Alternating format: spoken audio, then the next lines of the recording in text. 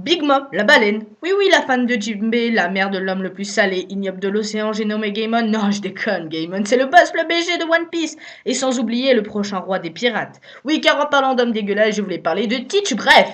Donc, Big Mom, a.k.a. la baleine, est la femme la plus forte de l'océan. Putain, mais regardez-moi ça, cette badassitude. Très très loin au niveau pouvoir de Bois Hancock ou bien des femmes de la marine. Et quand je dis très très loin, c'est bien au-dessus d'elle. Mais je pense que vous aviez compris. Bref, je ne sais pas vous, mais moi, depuis qu'on l'a rencontré, je ne lui ai pas trouvé un défaut niveau pouvoir. Et du coup, je me suis dit, mais un personnage invincible qui n'a pas de faiblesse, dans One Piece, ça n'existe pas. Et pourtant, non, je déconne. Après quelques chapitres, Oda nous a révélé que Brook pourrait peut-être utiliser son fruit du démon contre Big Mom. Sauf que là, bien évidemment, si vous lisez les scans, vous savez ce qui s'est passé et ce qui est devenu Brook le pauvre. Bref, je ne spoil pas, allez voir par vous-même. Donc la seule petite faille que vous pouvez avoir Big Mom s'est avérée fausse. Donc du coup, dans cette théorie, nous allons faire toutes les hypothèses concernant les défauts de Big Mom. C'est parti!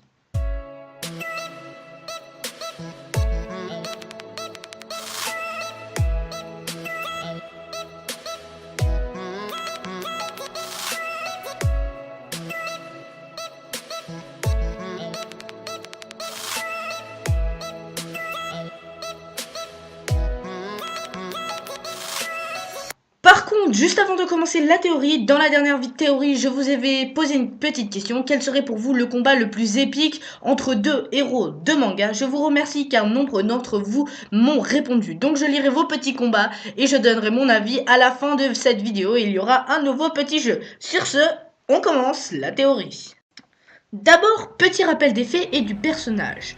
Big Mom est un des 4 Yonkou, et comme je vous l'ai dit, la femme la plus puissante de tout One Piece, enfin, de celle que nous connaissons, et elle possède une armée super badass. Elle vit à Whole Cake Island entourée de ses 400 enfants, enfin 500, peut-être 700, non je déconne, de ses 74 enfants, enfin je crois d'ailleurs, je ne pense pas que ce soit vraiment ses enfants, je pense plus que ça fasse comme pour les pirates de Barbe Blanche, qu'ils appelaient pères. Après, comme je vous l'ai dit dans ma précédente théorie, vu qu'à mon avis Big Mom est immortelle, ça ne m'étonnerait pas qu'elle ait une dizaine de maris.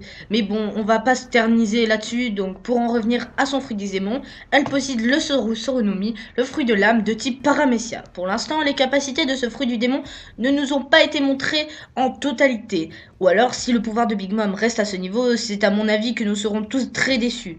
Mais donc, pour l'instant, nous ne savons que son fruit des démons lui permet d'interagir avec les âmes et la durée de vie des personnes, de les rendre physiques et de les intégrer dans des animaux ou objets. D'ailleurs, le cas de Zeus et Prometheus et sa bicorne Napoléon, qui sont eux faits de sa propre durée de vie.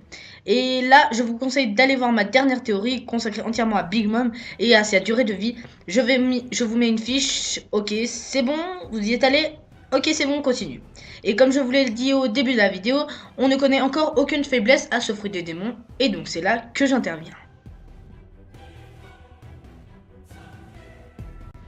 On commence avec le premier défaut, que j'ai nommé le défaut zombie. Le pouvoir de Big Mom est très semblable à celui de Moria. Tous les deux peuvent retirer quelque chose du corps de quelqu'un. Moria son ombre et Big Mom sa vie. Et tous les deux s'y prennent presque de la même manière en arrachant du corps de la victime le quelque chose. Et tous les deux peuvent mettre l'ombre ou la durée de vie obtenue dans un autre corps. Et oui, si vous ne le saviez pas, pour Big Mom, c'est au moment où Big Mom tue Charlotte Musca. Elle le tue de manière suivante. Elle fait sortir une espèce de liquide du dos de Musca, puis elle le mange, cela en signalant 40 ans, ce qui le tue instantanément. C'est très probable qu'il serve à absorber la durée de vie restante de quelqu'un en la matérialisant en bonbon et en la mangeant, en supposant qu'il restait 40 ans à vivre à Musca. Tout est expliqué dans ma dernière théorie, donc allez y jeter un coup d'œil. Donc là, grâce à ces informations, on peut logiquement faire le rapprochement entre le pouvoir de Moria et celui de Big Mom. Mais du coup, laissez-moi vous rappeler le défaut du pouvoir de Moria. Et oui, si on faisait avaler du sel au zombie, l'ombre qui faisait vivre le zombie retournait chez son propriétaire. Et souvenez-vous, qui avait fait découvrir le défaut du pouvoir de Moria? Et oui, et bien c'est Brook. Et c'est Brook qui va aussi avoir un rôle très important dans l'arc Mama. Donc voilà encore un argument pour faire le lien entre Moria et Big Mom.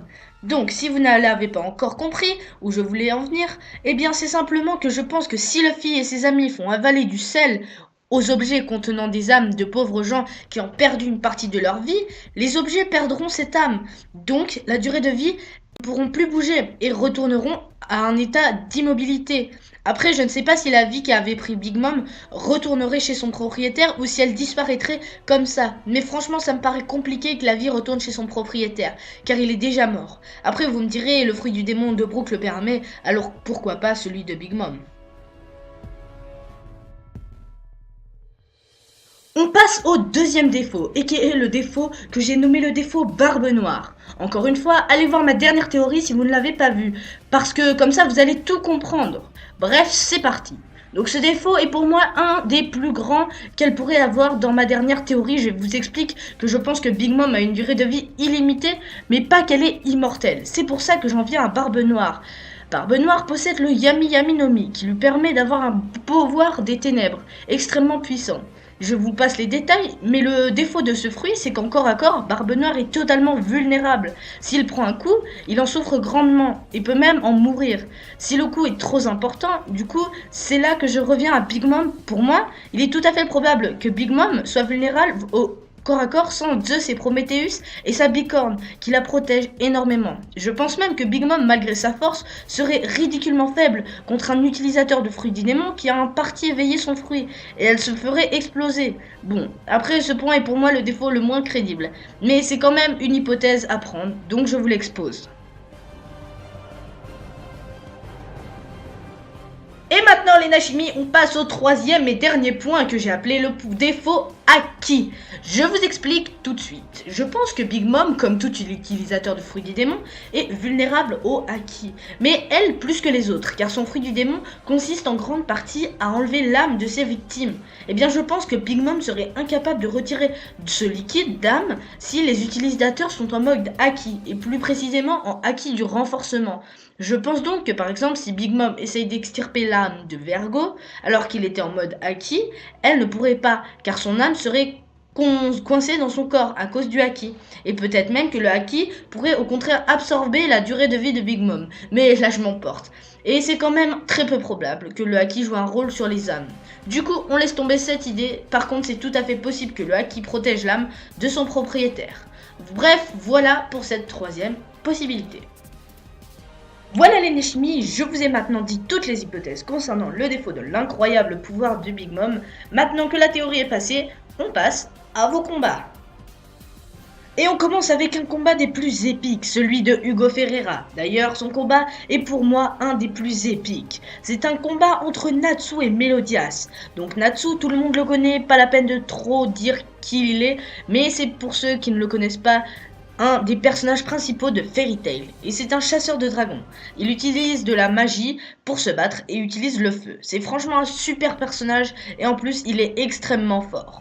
Ensuite, passons à Melodias. Melodias, nombre d'entre vous ne le connaissent pas, et pourtant, c'est un personnage à connaître. Entre nous, je n'ai lu que 2 tomes de Seven Daily Sins, dont il est tiré. Par contre, ce super manga m'a beaucoup plu, donc dès que j'en aurai l'occasion, je me remettrai à le lire. Mais sachez que Melodias est, lui, non pas le dragon du feu, mais le dragon de la colère, et il est âgé de plus de 3000 ans, sauf qu'il garde la même apparence, ce que toutes les femmes aimeraient avoir. Bref.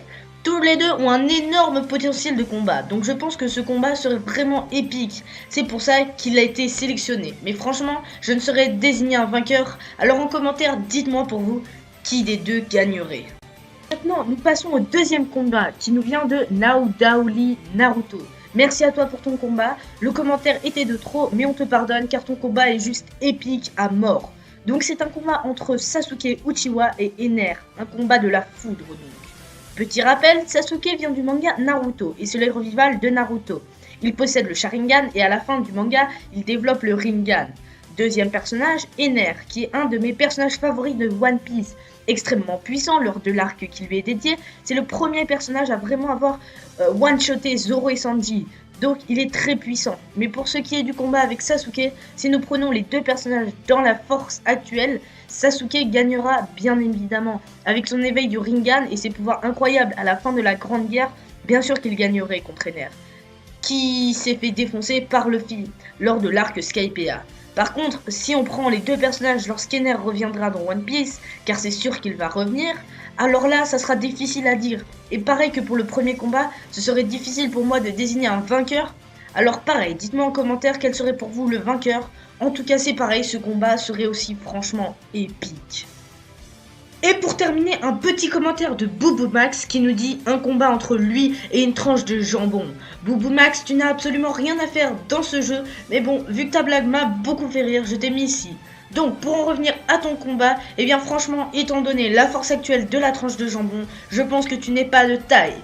Donc désolé, mais je pense que tu ne devrais pas l'affronter. Voilà les Nashimis, ce petit jeu est maintenant terminé. Si votre combat n'a pas été cité, eh bien n'hésitez pas à me demander dans les commentaires une deuxième partie de ce jeu. Et alors je passerai plus de temps dessus, je mettrai même tous vos commentaires. Sinon, pour la prochaine fois, dites-moi pour vous cette fois le combat entre deux puissances dans un manga qui vous a marqué. Par exemple, eh bien moi, le combat qui m'a le plus frappé, c'est dans One Piece, c'est le combat entre Lucci et Luffy.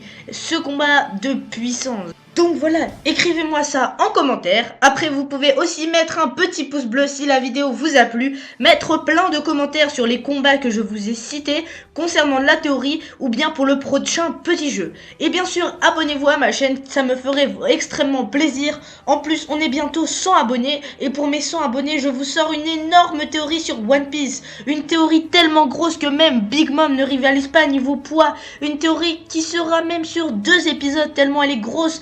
Même le ventre de Jinbei ne rivalise pas. Donc explosez-moi les abonnements pour que cette putain de grosse théorie sorte. Sinon moi je vous laisse jusqu'à fin février pour me défoncer les abonnements et je compte sur vous. Et maintenant moi je vous dis à très bientôt. Je vous laisse vous préparer et je vous prépare du très lourd. Arigato, sayonara.